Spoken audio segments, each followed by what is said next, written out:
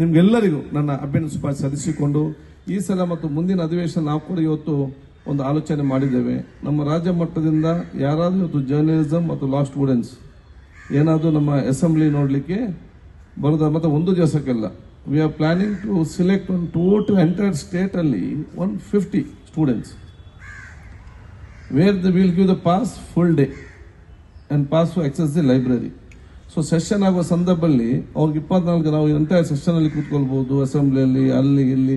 So they ಒಂದು 10-15 days ಅಲ್ಲಿ they know some type of all ನಮ್ಮ ಬ್ಯೂಟಿ ಆಫ್ ಇಂಡಿಯನ್ ಡೆಮೋಕ್ರಸಿ ಅವರಿಗೆ live ಆಗಿ ನೋಡುವಂಥ ಅವಕಾಶ ಆಗ್ತದೆ. ಅದಕ್ಕೆ ನಾವು ಚರ್ಚೆ ಮಾಡ್ತಾ ಇದ್ದೇವೆ. ಅತಿ ಒಂದು ರೂಪರೇಷೆ ತಂದು ಹೇಗೆ ಅದು ಸೆಲೆಕ್ಷನ್ ಹೇಗೆ ಮಾಡೋದು ಯಾವುದು ಅಂತ ಹೇಳಿಕೊಂಡು ಬಹುಶಃ ಮಾಡಿಕೊಂಡು ನಿಮಗೆ ಸಲಹೆ ನಮ್ಮ ಮಾಧ್ಯಮ ಜನರಿಗೆ ತಿಳಿಸ್ತೇವೆ. ಒಂದು ಮೊದಲ ಹಂತದ ಒಂದು ಪ್ರಯತ್ನ.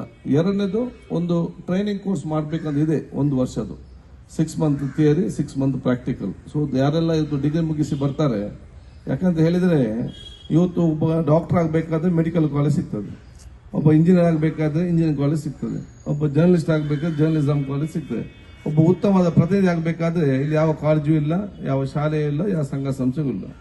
ನಮ್ಗೆ ಯಾರು ಉತ್ತಮವಾದ ಲೀಡರ್ ಸಿಗ್ತಾನೆ ಸಿಕ್ಕಿದ್ರೆ ಪುಣ್ಯ, ಅವನನ್ನು ಕಲ್ತ್ಕೊಂಡು ಸ್ವಲ್ಪ ಮುಂದೆ ಹೋಗ್ತಾರೆ.